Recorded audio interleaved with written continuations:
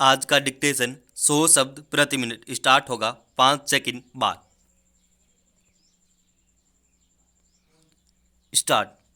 वर्तमान में जब सूचना क्रांति का दौर चल रहा है, सूचनाएं तीव्र गति से आ रही है, परिस्थितियों तेजी से बदल रही है, साइबर अपराध बढ़ रहे हैं।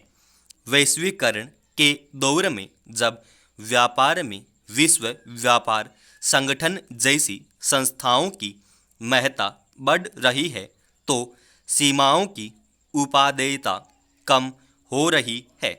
यूरोपीय यूनियन इसका सबसे अच्छा उदाहरण है, जहां वे अंतर्राष्ट्रीय मंच पर अपनी सीमाओं को भुलाकर एक मजबूत पक्ष के रूप में अपनी बात रखते हैं।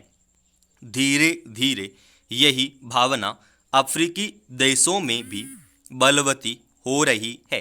सीमाएं यदि सुरक्षा और अच्छे पड़ोसी की गारंटी होती, तो क्रीमिया विवाद इतना प्रचंड कभी नहीं होता। इसके मूल में यही है कि पूर्वी यूरोप के लोगों ने उस भौतिक अवरोध को दिल से कभी स्वीकार नहीं किया।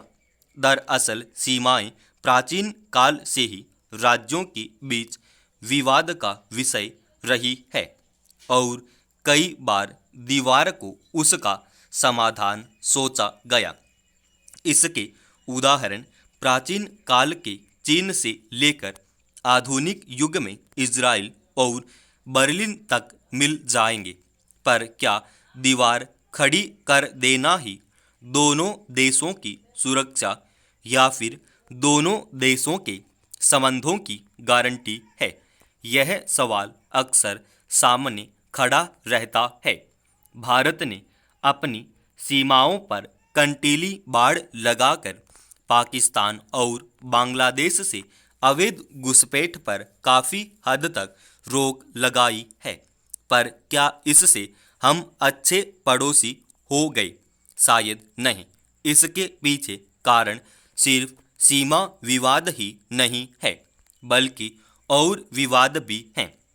जहां तक पाकिस्तान का सवाल है, तो उसका दृष्टिकोण मुख्य रूप से भारत विरोधी है।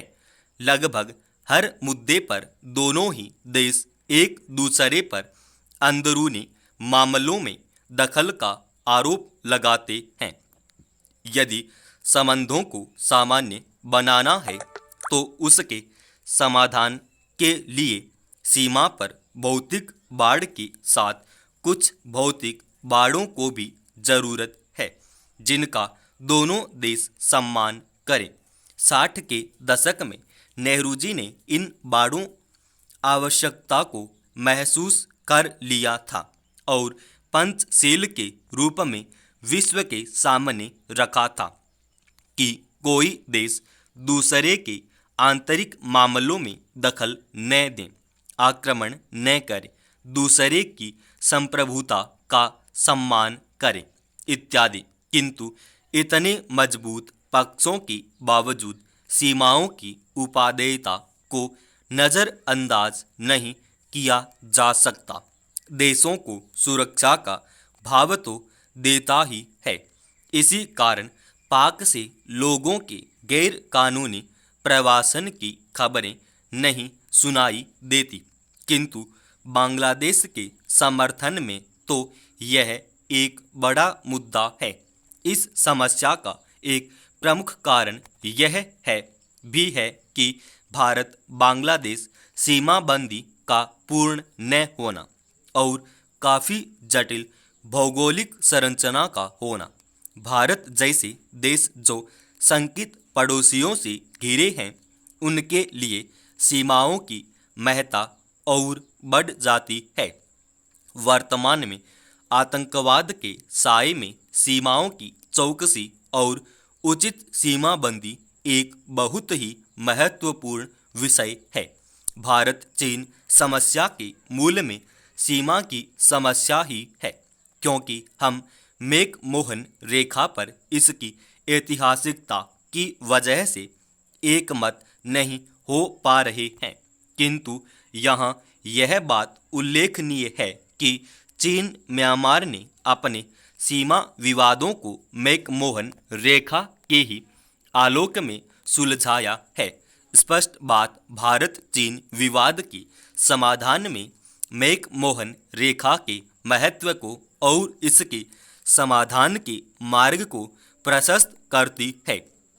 अमेरिका तथा कनाडा की सीमा संबंधों को अक्सर एक श्रेष्ठ उदाहरण के तौर पर पेश किया जाता है, किंतु यहाँ मुख्य तथ्य यह है कि दोनों देशों के बीच सौहार्दपूर्ण संबंध है। सामाजिक, सांस्कृतिक और विकास की समानता जैसे मुद्दे उनकी सीमाओं को सुरक्षित और स्वच्छंद बनाते हैं। वहीं अमेरिका मेक्सिको सीमा तो अमेरिका में गैर कानूनी तरीके से ही घुसने का मार्ग बन चुकी है। स्पष्ट है कि सीमाओं की स्वच्छंदता में दोनों देशों की जिम्मेदारी बराबर होती है, जिसमें अन्य शक्तियां भी कार्य करती हैं। ऐसे समय में जबकि संसाधनों को हथियाने की होड़ मची हो, विभिन्न राष्ट्र अधिकाधिक संसाधनों पर नियंत्रण चाहते हैं, तो सीमाओं की उपादेयता अपने आप बढ़ जाती है। दक्षिण चीन सागर की समस्या का मूल संसाधनों के नियंत्रण को लेकर ही है। जाहिर है इसी कारण चीन की उस क्षेत्र के सभी पड़ोसी देशों से कटुता है। जापान और दक्षिण कोरिया के संबंधों में भी दुराव के पीछे यही है। भारत पाक के बीच सरक्रीक का मुद्दा भी इसी कारण गरमाया रहता है।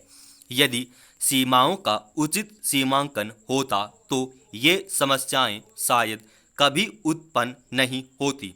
इन सब पक्षों के अलावा यह भी उल्लेखनीय है कि सुरक्षित सीमाओं के अभाव में अस्थिर देश अपने पड़ोसी देशों के लिए भी समस्या उत्पन्न करता है।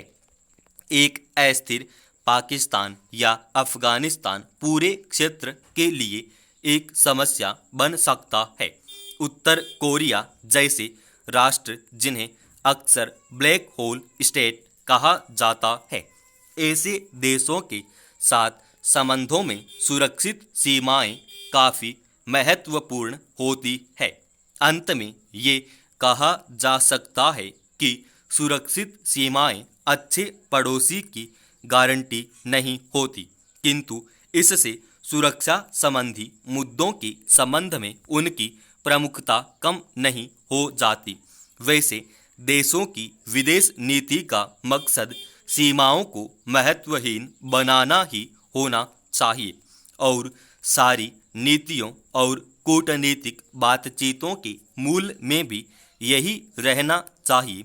जैसा कि किसी दार्शनिक ने कहा भी था, भूगोल ने हमें पड़ोसी इतिहास में मित्र, अर्थशास्त्र में भागीदार तथा आवश्यकता ने सहयोगी बनाया है। जाहिर है सीमाओं को बांधकर, रोककर या फिर दीवार खड़ी करके अच्छे पड़ोसी की गारंटी नहीं दी जा सकती है, लेकिन सांस्कृतिक संबंधों जैसे कई सेतु हैं जो बिना दीवारों और अवरोधों के ही देश के नागरिकों को जोड़े रहते हैं और अच्छे पड़ोसी के साथ साथ अच्छे पड़ोस का भी निर्माण करते हैं। बहरहाल दुनिया की सर्वोच्च इस खूबसूरत चोटी को कचरों के अंबार से बचाना एक बड़ी चुनौती है। पर्वतारोहियों को कई हफ्तों तक पर्वत पर रहना पड़ता है। इस दौरान एक पर्वतारोही तकरीबन 8 किलोग्राम कचरा उत्पन्न करता है। ऑक्सीजन सिलेंडर, रस्सी, खाने पीने की वस्तुएं, बोतल आदि को पर्वतारोही और ट्रैक्टर पर्वत पर ही छोड़कर चले आते हैं। इसी साल 47 दिनों की मशक्कत के बाद एवरेस्ट से 2.2 टन कचरे की सफाई की गई। नए कचरे इकट्ठा होने से रोकने के लिए नेपाल 2014 से हर एक पर्वतारोही से $4,000 जमा लेती है और कचरा न फैलाने की स्थिति में ये रकम लौटा भी देती है। समाप्त।